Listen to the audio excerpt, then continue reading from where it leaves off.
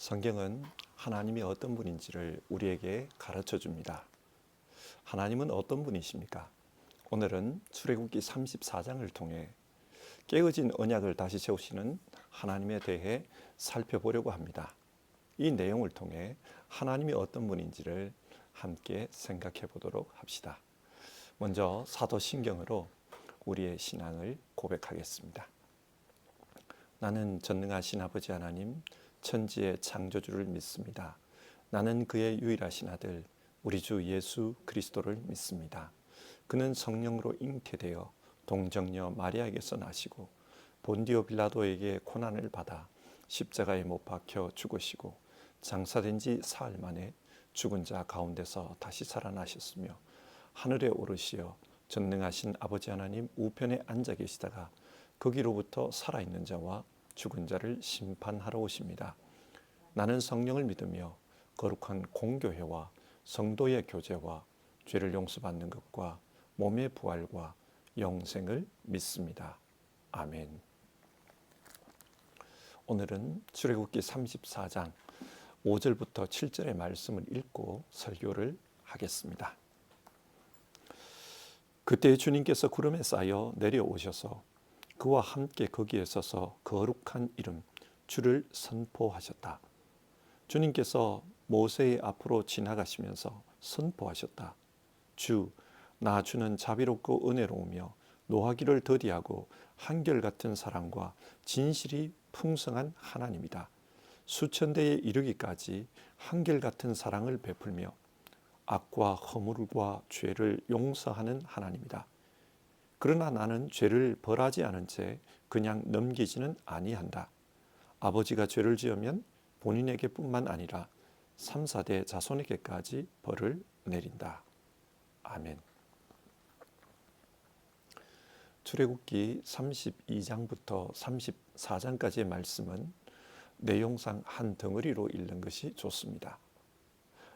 내용을 보면 하나의 스토리가 여기에 기록되어 있습니다. 어떤 내용입니까? 32장. 하나님과 이스라엘의 언약이 깨어졌습니다.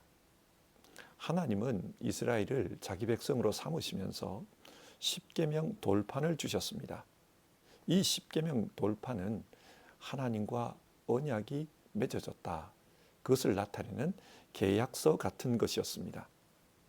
그리고 이 십계명에 따르면 우상을 만들면 안 됩니다. 하나님의 백성은 우상을 만들고 그것을 섬겨서는 안 됩니다. 그런데 이스라엘은 금송아지 우상을 만들고 그 앞에서 경배하고 뛰놀며 축제를 벌였습니다. 이것이 의미하는 것은 이스라엘이 하나님과의 언약을 깨어버렸다는 뜻입니다. 헌신짝 버리듯이 그렇게 하나님의 말씀을 버린 것입니다. 따라서 이스라엘은 더 이상 하나님의 백성이 아닙니다. 자, 이런 상황에서 모세는 어떻게 행동합니까? 하나님 앞에 나아가 중보 기도를 드립니다. 그것이 출애굽기 33장의 내용입니다. 모세는 깨어져 버린 이 언약을 어떻게든 이어보기 위해서 하나님 앞에 나아가 엎드립니다. 중재 역할을 했습니다. 그리고 34장 하나님께서는 이 모세의 중보 기도에 응답하십니다. 그래서 언약을 다시 맺자고 하십니다. 깨어진 언약을 회복하기 위해 시내산으로 올라오라고 합니다. 그때 올라올 때는 새로운 돌판을 만들어 가지고 올라오라고 합니다. 그러면 하나님께서 다시 십계명을 거기에 적어주겠다. 즉 계약서에 사인을 하겠다. 그 말입니다. 이것이 오늘 본문의 내용입니다. 자, 그러면 이 본문 내용을 좀 더 구체적으로 살펴보겠습니다. 1절에서 3절 시내산에 올라오기 전에 준비해야 할 일에 대해 말씀합니다. 깨어진 돌판을 대신할 새로운 돌판 2개를 깎아오라고 합니다. 그리고 하나님이 이 산에 임재할 테니까 이 산에 가까이에서는 안 된다. 그 말씀을 주십니다. 그리고 4절 모세는 하나님의 말씀대로 시내산에 오릅니다. 그러자 하나님께서 구름 가운데 강림하셨습니다. 시내산에 오셔서 다시 모세와 만나시면서 언약을 체결하는 것입니다. 성경을 보면 하나님이 임재하실 때 구름이 등장하는 경우가 많습니다. 출애굽기 24장, 이스라엘이 하나님과 처음으로 언약을 맺을 때 그때도 시내산에 구름이 가득했다고 합니다. 그리고 33장, 하나님의 영광이 회막에 임하실 때 그때도 구름이 등장합니다. 뿐만 아니라 오늘 본문에도 하나님이 임재하시니까 시내산에 구름이 임했습니다.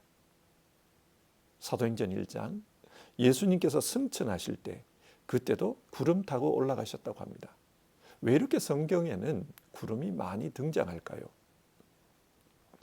하나님의 영광을 직접 보는 사람은 살 수가 없습니다. 유한한 인간이 무한하신 하나님, 영원하신 하나님을 직접 보는 것은 불가능한 일입니다. 그래서 하나님은 구름을 통해 자신을 가려주시는 겁니다. 이처럼 성경에서 하나님의 임재가 나타날 때 그때 구름이 등장하는 것을 볼 수 있습니다. 자, 시내산에 지금 구름이 임했습니다. 하나님이 임재하신 것입니다. 그리고 하나님께서 무슨 말씀을 하십니까? 6절과 7절. 나주는 자비롭고 은혜로우며 노하기를 더디하고 한결같은 사랑과 진실이 풍성한 하나님이다. 수천대에 이르기까지 한결같은 사랑을 베풀며 악과 허물과 죄를 용서하는 하나님이다. 그러나 나는 죄를 벌하지 않은 채 그냥 넘기지는 아니한다. 아버지가 죄를 지으면 본인에게 뿐만 아니라 3, 4대 자손에게까지 벌을 내린다. 하나님은 모세에게 하나님 자신이 어떤 분인지를 말씀해 주셨습니다. 이 내용을 요약하면 하나님은 사랑의 하나님이십니다. 그 사랑을 표현하는 여러 단어들이 나오는데요. 먼저 자비롭고 은혜로우며, 여기서 자비라는 말은 어머니의 자궁과 연관이 있습니다. 히브리어로 라훔입니다. 어머니께서 자기 자녀를 자궁 안에 품고 있듯이 하나님은 자기 백성을 그렇게 대하시는 분이라는 말입니다. 은혜로우시며 아무 조건 없이 사랑한다는 뜻입니다. 심지어는 사랑받을 자격이 되지 않는 사람도 사랑해 주십니다. 예를 들어 야곱을 생각해 보십시다. 야곱은 참 이기적이고 계산적인 사람입니다.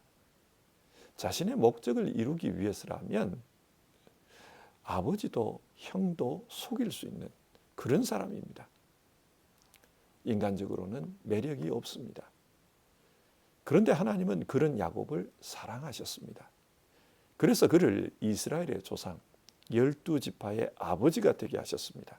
이것이 은혜입니다. 하나님은 조건 없이 사랑해 주십니다. 또 하나님은 노하기를 더디하십니다. 이 말이 참 재밌는 말인데요.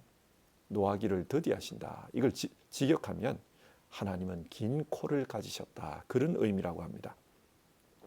히브리 사람들은 생각하기를 사람이 화가 나면 코에 열이 오른다고 생각했습니다. 그래서 코가 길면 열을 식힐 수 있는 공간이 넓기 때문에 화를 덜 내게 된다. 그런 생각을 했던 겁니다. 유머가 섞인 표현입니다. 하나님은 쉽게 화를 내지 않는 분입니다.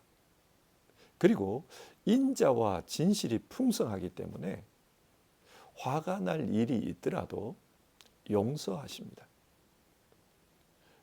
예수님은 용서에 대해 가르치면서 70번씩 7번이라도 용서하라. 그렇게 말씀하셨습니다. 노하기를 더디하시는 하나님, 인자와 진실이 많으신 하나님은 모든 죄를 용서하십니다. 그래서 지금 언약을 깨뜨린 그 이스라엘, 하나님을 버렸던 그 이스라엘을 다시금 용서하시는 것입니다. 그런데 이 용서에는 대가가 따릅니다. 그냥 죄를 벌하지 않은 채 그냥 넘어가지는 않는다고 하십니다. 출애굽기 32장을 보면 금송아지를 만들었던 반역자들이 죽임당하는 이야기가 나옵니다. 하나님은 공의의 하나님이십니다. 죄를 그냥 넘기지 않습니다. 여기서 우리는 하나님의 성품에 대해 알게 됩니다. 하나님은 사랑과 공의의 하나님이십니다. 자기 백성을 무한히 사랑하십니다. 어머니가 아기를 품듯이 그렇게 사랑하십니다. 반면 죄에 대해서도 엄격하십니다. 그래서 그 죄를 반드시 벌하신다. 그렇게 말씀합니다. 사랑과 공의의 하나님. 이 하나님이 가장 잘 드러나는 곳이 바로 십자가입니다. 예수님은 십자가 죽음을 표현하면서 언약의 피라는 말을 사용하셨습니다. 십자가에서 흘리는 그 피는 새 언약을 이루기 위한 언약의 피라고 했습니다.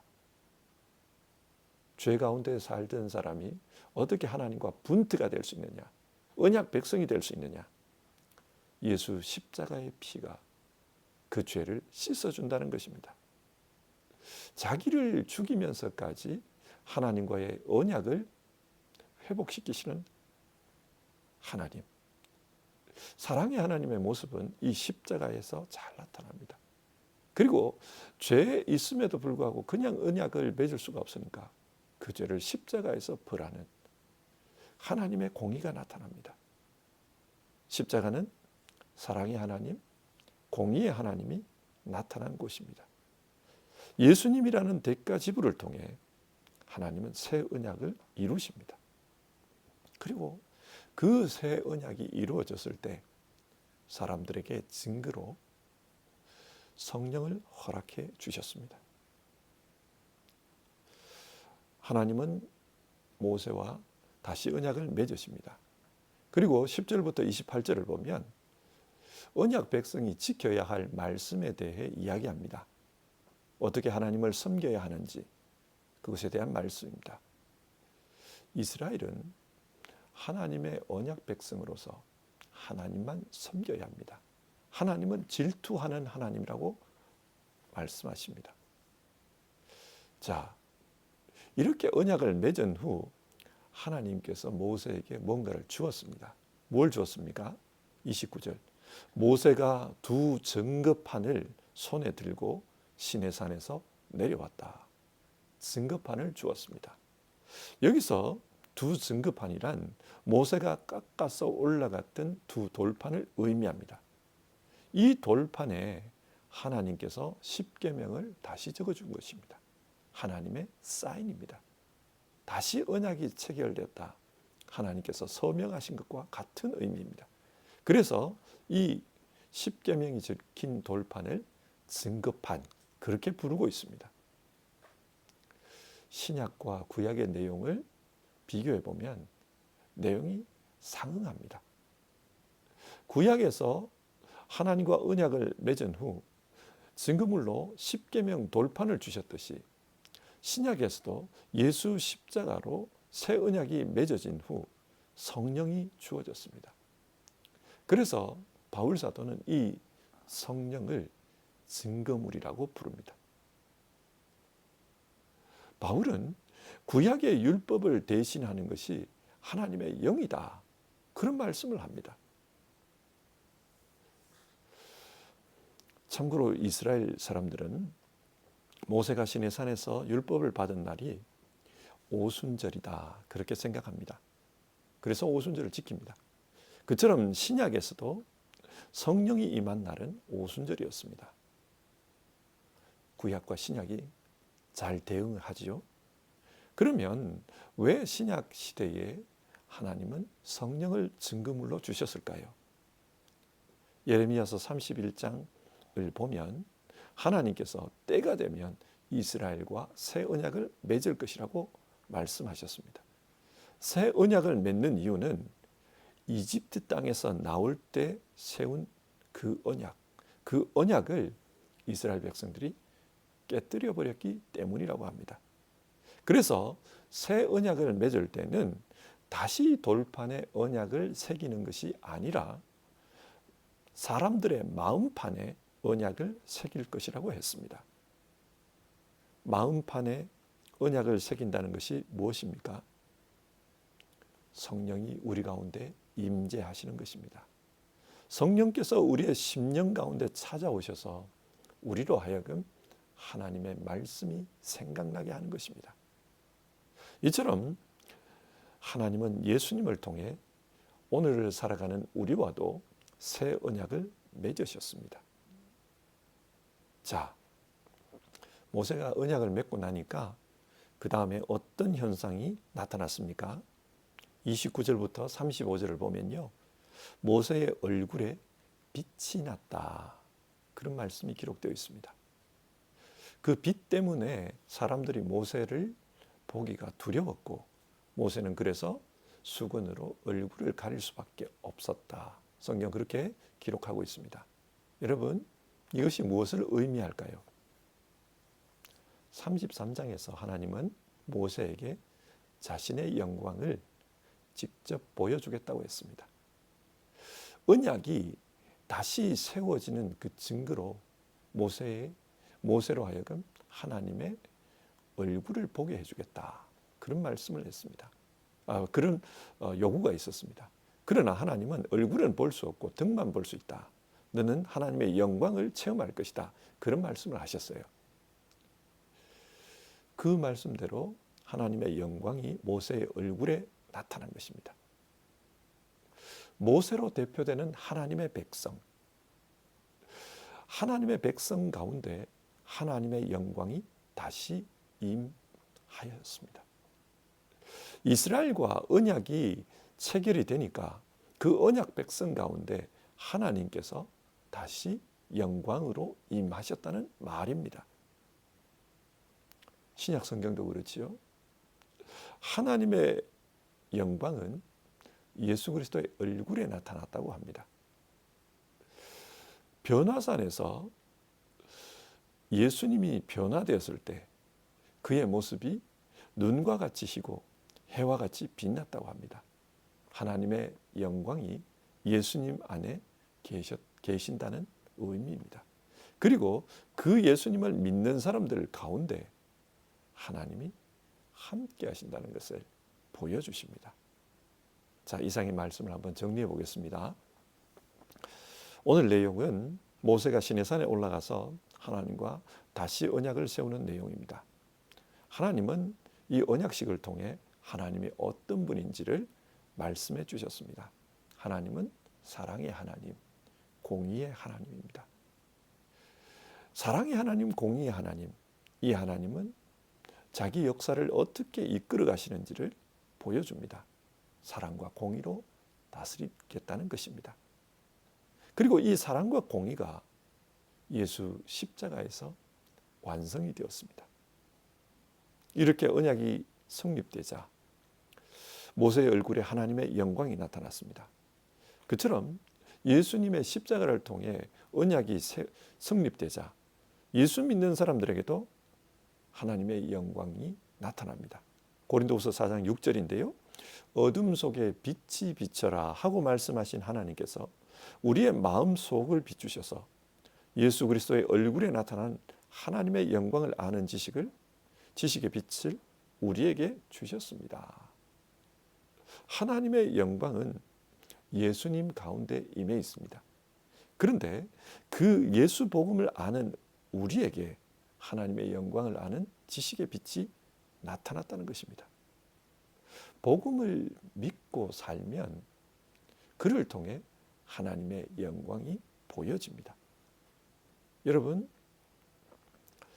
복음을 믿고 하나님 말씀대로 살면 사람들은 그 선한 행실을 통해서 하나님이 어떤 분이신지를 깨닫게 됩니다. 하나님의 영광을 보게 되는 것입니다. 그래서 하나님은 우리에게 복음으로 살라. 복음으로 사는 것이 무엇입니까? 하나님은 사랑의 하나님이십니다. 그래서 금송아지 우상을 만들고 언약을 깨어버렸던 그 사람들도 다시금 사랑해 주시고 용서해 주십니다. 이 모든 죄값을, 이 모든 하나님의 공의를 성립시키기 위해서 예수님이 죽으셨습니다. 복음은 하나님의 사랑과 공의에 대한 이야기입니다. 그리고 그것은 예수님의 십자가에 나타나 있습니다. 우리는 이 예수 십자가를 믿고 삶으로서 하나님의 사랑과 공의가 우리의 모습을 통해 세상에 드러내도록 해야 합니다. 그때 하나님의 영광이 세상 사람들로 하여금 볼 수 있게 되는 것입니다. 오늘 하루 이것을 생각하면서 살아갑시다. 하나님은 우리 가운데 자신의 영광을 나타내시고 우리를 통해 사람들에게 보여주시기를 원하십니다. 우리 모두 하나님의 영광을 드러내는 그런 사람 되었으면 좋겠습니다. 기도하겠습니다. 하나님, 오늘은 성경 말씀을 통해 하나님이 어떤 분인지를 생각해 보았습니다. 하나님은 금송아지 우상을 만들어 죄를 지었던 이스라엘을 용서하시고 다시금 그들과 언약을 맺어주시는 사랑의 하나님이심을 오늘 성경을 통해 살펴보았습니다. 사랑의 하나님은 모세를 통해 자신이 이스라엘과 함께 한다는 것을 모세의 얼굴에 나타난 영광을 통해 보여주셨습니다. 그처럼 예수 십자가의 언약을 통해 우리와 함께 하시는 하나님, 그 하나님께서 복음의 빛을 우리 심령 가운데 비춰서 우리의 모습을 통해 사람들 가운데 영광을 나타내기를 원하신다. 그렇게 말씀 나눴습니다. 하나님, 하나님의 사랑을 알게 하옵소서. 사랑하고 참고 용서하시고 함께 하시기를 원하시는 그 하나님의 사랑을 알게 하옵소서. 그리고 그 사랑을 믿고 우리도 주님의 사랑을 본받아 실천함으로 하나님의 영광을 드러내는 사람들 되게 하옵소서. 오늘 하루의 삶도 믿음으로 복음에 충성된 우리 모두 되기를 원합니다. 예수님의 이름으로 기도드립니다. 아멘. 오늘 하루도 하나님이 어떤 분인지를 생각하며 또 그 하나님의 영광을 우리 자신을 통해 드러내는 그런 삶을 살아갑시다. 주기도문으로 아침 예배를 마치겠습니다. 하늘에 계신 우리 아버지, 아버지의 이름을 거룩하게 하시며 아버지의 나라가 오게 하시며 아버지의 뜻이 하늘에서와 같이 땅에서도 이루어지게 하소서. 오늘 우리에게 일용할 양식을 주시고 우리가 우리에게 잘못한 사람을 용서하여 준 것 같이 우리 죄를 용서하여 주시고 우리를 시험에 빠지지 않게 하시고 악에서 구하소서. 나라와 권능과 영광이 영원히 아버지의 것입니다. 아멘.